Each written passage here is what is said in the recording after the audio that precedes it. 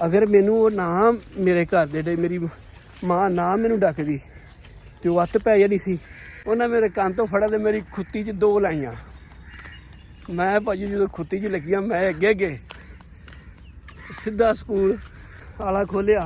उहदे विच ना सुबह दियां 2 रोटियां पईयां ठंडियां नाल एक अद्धी रोटी सी। परौंठे सन एक देसी घ्यो दी सन ते ओह नाल उत्ते पिया सी साग भी ठंडा ही सी।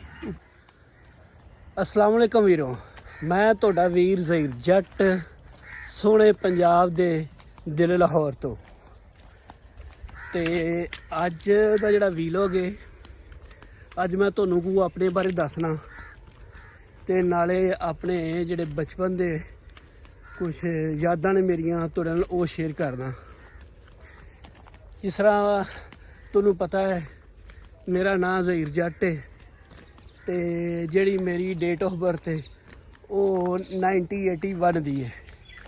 कागज़ां दे विच 1981 दी है, वैसे जिहड़ी असल मेरी डेट ऑफ बर्थ है वो हैगी 1982 दी।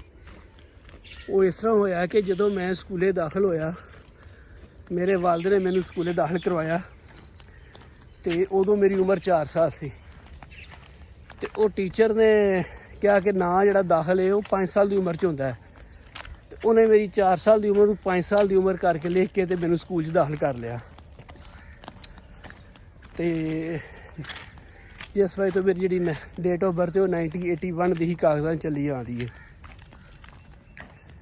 तो अज मैं तुहानूं बचपन का आपदा एक वाक़या सुनाना जिहड़ा कि मैनू स्कूल दाखिल होंदे नाल ही ते अज तक तकरीबन मेरे ख्याल च कोई 35-37 साल हो गए ने। तो अज भी मैनू याद है। होया कुछ इस तरह कि जदों मैं स्कूले दाखिल होया तो मैनू ये तो नहीं याद मैं किन्ने दिन स्कूल गया, लेकिन पहले ही सन 2 दिन सन या 4 दिन सन। 2-4 दिन स्कूले गया तो एक दिन मेरी माँ ने मैनू ना तैयार श्यार करके बस्ता पा के, बस्ता उदों बैग तो खैर नहीं सी हुंदा, झोले होंदे सन एक साइड ते कपड़े का सीपा हुंदा सी, वो पा के ते मैनू तैयार श्यार कंघी शंघी वाह के जा पुत्तर स्कूल जा। तो वो मैं स्कूल तो घरों निकलिया, घरों निकल के बाहर गली जाके बैठ गया तो बैठ के उत्थे खेडन लग पिया। उत्थे बैठ के खेडदा रहा। कुछ देर बाद मेरे वाल साहब निकले बाहर, उन्हें वेख्या भी ये तो स्कूल नहीं गया खेडदा पिया। उन्हें मेरे कन्न तो फड़िया, ये गल नहीं मैनू भुलदी, 35 मेरे ख्याल 37 साल हो गए ने। उन्हें मेरे कन्न तो फड़ा तो मेरी खुत्ती च 2 लाइयां। मैं भाजी जो खुत्ती च लगियां मैं अगे सीधा स्कूल। वालिद साहब मेरे पिछे पिछे स्कूल छड्ड के आए। वो 2 लगियां जिहड़ियां ने खुत्ती दे विच वो मेरे इन्नियां कम आईयां कि मैं मैट्रिक तक 10वीं तक यानी कि 10 साल जिहड़ा ना मैं छुट्टी नहीं की। हाँ वो कम हो गया तो वक्री, लेकिन घरों गया तो मैं स्कूलों नस्या नहीं, मैं गैर हाज़र जे घरों गया तो फिर स्कूल च गया। ये पता सी भी जे स्कूल ना गया तो फिर ठुकड़ियां ने। तो वो मेरे बड़े ही कम आईयां, उदों ही 2 लगियां। तो हुण कदी कदी सोचीदा है कि असीं आपदे बालां नूं झिड़क रहीए या 2 ला ली उन्हें जाना भी तां भी गिर जांदे ने, असीं तां नहीं जाना, तुसीं कुੱਟਿਆ क्यों है। तो ये मैनू मेरे ख्याल च मैं स्कूले दाखिल होने वास्ते नहीं यार डॉकूमेंट्स याद कि 1987 की ये गल है। तो तकरीबन 37 साल बाद भी मैनू याद है। तो हुण मैं सोचना अगर मैनू ना ठुकियां होंदियां तो हो सकता मैं इन्ना पढ़दा ही ना, तो हलाशरी मिल जाती है ना कि कोई नहीं ना भी जावांगे स्कूले तो की खैर है। लेकिन वो ठुकियां 2 तो मैनू को कम आ गई तो मैं जरा ना मैं इस मकाम ते पहुँच गया। अच्छा दूजा जी तुहानूं मैं दूजा वाक़या सुनाना, वो मैं 3री क्लास सा तो साढ़े एक टीचर सन रमज़ान साहब, साइकिल ते आंदे सन बुत पिंड तो। उन्हां दा की काम सी कि वो ना हर दूसरे तीसरे दिन बाद किसी ने किसी बाल नूं घल्लना घर, जा पुत्तर घरों रोटी लैके आ। वो एक दिन भाजी मेरी भी वारी आ गई तो ਵੀ ਜਾ ਸਹੀ ਰੋਟੀ ਲੈ ਕੇ ਆ। ਉਹ ਮੈਂ ਭਾਜੀ ਘਰ ਆ ਗਿਆ। ਘਰ ਆ ਕੇ ਤੇ ਘਰ ਆਇਆ ਤੇ ਘਰ ਕੋਈ ਜੀ ਨਹੀਂ ਸੀ ਹੈਗੇ। ਜਿਹੜੀ ਮੇਰੀ ਮਾਂ ਸੀ ਉਹ ਮੇਰੇ ਖਿਆਲ 'ਚ ਖੂਹ 'ਤੇ ਨਾ ਖੇਸ ਧੋਣ ਗਈ ਸੀ।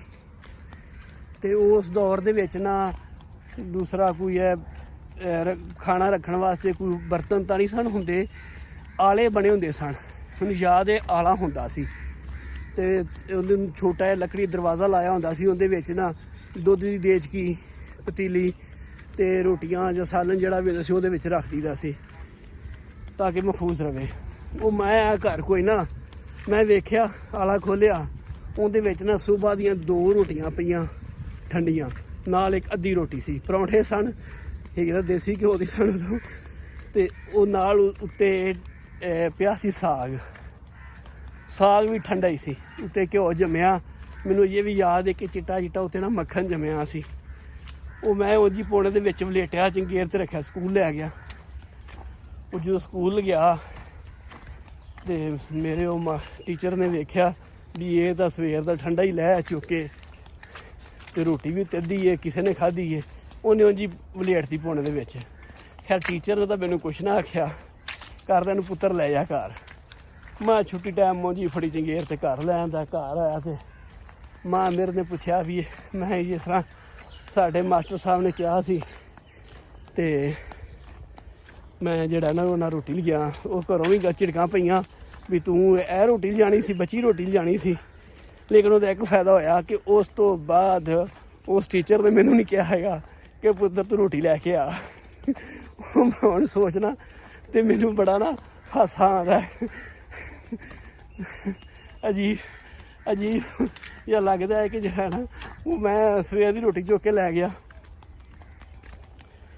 ਤੇ ਇੱਕ ਹੋਰ ਵਾਕਿਆ ਹੈ, ਉਹ ਮੇਰੇ ਖਿਆਲ 'ਚ ਮੈਂ 7ਵੀਂ ਕਲਾਸ ਦੇ ਵਿੱਚ ਸਾਂ ਅਤੇ ਉਹ ਮੇਰੇ ਵਾਸਤੇ ਅੱਜ ਵੀ ਬੜਾ ਵੱਡਾ ਇੱਕ ਨਾ ਸਬਕ ਹੈ। ਹੋਇਆ ਕੁਛ ਇਸ ਤਰ੍ਹਾਂ ਕਿ ਜਦੋਂ 5 ਕਲਾਸਾਂ ਅਸੀਂ ਪੜ੍ਹ ਲਈਆਂ, 6ਵੀਂ 'ਚ ਹੋਇਆ ਅਤੇ ਫਿਰ ਜਿਹੜਾ ਹੈ ਨਾ ਅਸੀਂ ਦੂਸਰੇ ਪਿੰਡ ਸਕੂਲ 'ਚ ਮੈਂ ਦਾਖਲਾ ਲੈ ਲਿਆ। ਅਤੇ ਉਸ ਪਿੰਡ ਜਿਹੜਾ ਸੀ ਨਾ ਅਸੀਂ ਗੱਡੀ 'ਤੇ ਬਹਿ ਕੇ ਜਾਂਦੇ ਸਾਂ, ਬੱਸਾਂ 'ਤੇ। ਪੁਰਾਣੇ ਜ਼ਮਾਨੇ ਦੀਆਂ ਜਿਹੜੀਆਂ ਬੱਸਾਂ ਹੁੰਦੀਆਂ ਸਨ ਉਹਦੇ 'ਤੇ ਬਹਿ ਕੇ ਜਾਈਦਾ ਸੀ। ਅਤੇ ਉਹ ਬੱਸਾਂ ਵਾਲਿਆਂ ਦੀ ਕੋਸ਼ਿਸ਼ ਹੁੰਦੀ ਸੀ ਕਿ ਜਿਹੜੇ ਮੁੰਡੇ ਨੇ ਸਟੂਡੈਂਟ ਦੇ ਉਹਨਾਂ ਨੂੰ ਛੱਤ 'ਤੇ ਬਹਾ ਦਈਏ ਤਾਂ ਕਿ ਸਾਡੀਆਂ ਸਵਾਰੀਆਂ ਜਿਹੜੀਆਂ ਨਾ ਉਹ ਖਰਾਬ ਨਾ ਹੋਣ। ਉਹ ਇੱਕ ਦਿਨ ਐਵੇਂ ਹੀ ਉਹ ਨਾ ਕਈ ਛੱਤ 'ਤੇ ਸੀ, ਛੱਤ 'ਤੇ ਚੜ੍ਹ ਗਿਆ। ਉੱਤੇ ਪਏ ਸਨ ਮਾਲਟਿਆਂ ਦੇ ਕਿੰਨੂਆਂ ਦੇ 2 ਤੋੜੇ ਕਿਸੇ ਦੇ।